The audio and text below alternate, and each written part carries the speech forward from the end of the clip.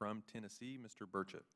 Thank you, Mr. Chairman. And I'm not an attorney, and I'm not trying to do any gotcha. So if y'all want to give me just a yes or no, it would be great. All right.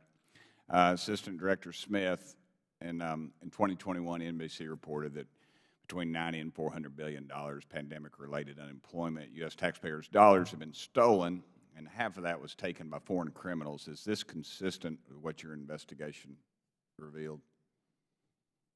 Sir, I can't validate that particular news piece.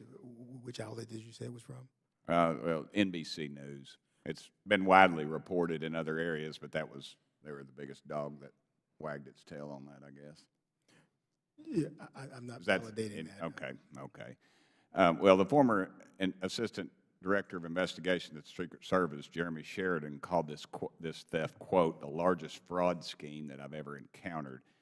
And I guess what I'm getting at is that it seems to me it's clear that foreign and maybe some localized organized crime syndicates and other bad actors have perpetrated some crimes against the American taxpayers. Assistant Director Smith, do you agree with Mr. Sheridan, or have you ever encountered a larger fraud scheme? I agree with former Assistant Director Sheridan's sentiments. The magnitude was made. The magnitude of pandemic-related fraud was what made it unique.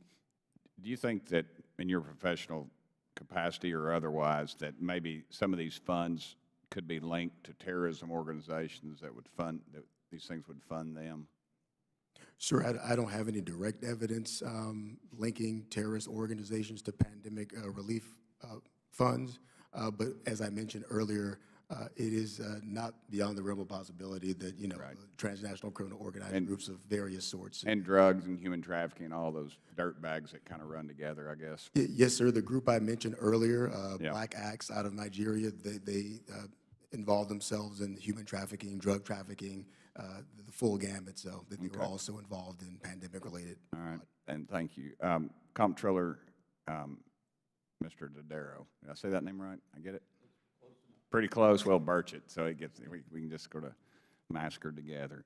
I sent a letter in April 2020 to then Treasury Secretary Mnuchin raising concerns about economic impact payments going to ineligible foreign nationals. And I and my Republican colleagues have tried to warn our friends across the aisle that we should not go blindly throwing money at this pandemic without oversight. Fortunately, I'm afraid they didn't listen. Does the GAO have details on the amount of payments that were incorrectly provided to ineligible foreign nationals or deceased individuals during the rush to send COVID checks to all corners of the world? I'm sure this has sort of been asked earlier, but I've been in and out. So if you could tell me. No, I understand. First, on deceased individuals, we looked at the work done by there's a tax inspector general there. Right. They found $1.4 billion sent to deceased individuals in the first round, or first and second round of the economic incentive. Right. Now, would you call that fraud or just mistakes or just people that died since that had gone on? It's a mistake. Okay. It's a mistake. Wow. And actually, IRS interpreted it that Congress intended them to do that. So it wasn't until Treasury stepped in and said that that was inappropriate. And we recommended they try to get that money back. And they did receive about half of it back. Okay. Do you agree with the assessment that several experts and some government officials at different levels, they've indicated that there was so much fraud in the COVID relief because of the lack of clear guidance? And that was done by Congress, obviously, amid the rush to give away taxpayer dollars. It was a contributing factor, particularly at the PPP level.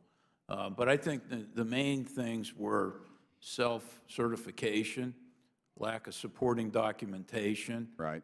And actually, the CARES Act prohibited the Economic Injury Disaster Loan Program from using tax transcripts to compare against the loans. Wow. And so now Congress fixed these things later, but those things affected the unemployment insurance program too. Right. Congress gave an incentive for states to waive some of the requirements by giving them additional money to do it. Right. The cow's already out of the barn, as they say. So it was the cow, the pig, the chicken, and the whole barnyard. Right. So because of that lack of clear guidance, Have we learned anything? Do we have the proper things in place to stop that from happening again, or are we, and I'm run out of time, if you Yeah. can just give me a quick one, Mr. Chairman? Yeah, no, we're starting to move, but it's slow, but much more needs to be done to be better prepared next time. All right, thank you. Thank you all. I know y'all probably woke up this morning and thought, wow, I'm going to go before Congress. This is going to be great, and now you're still here. The gentleman's time has expired. I'm going to recognize my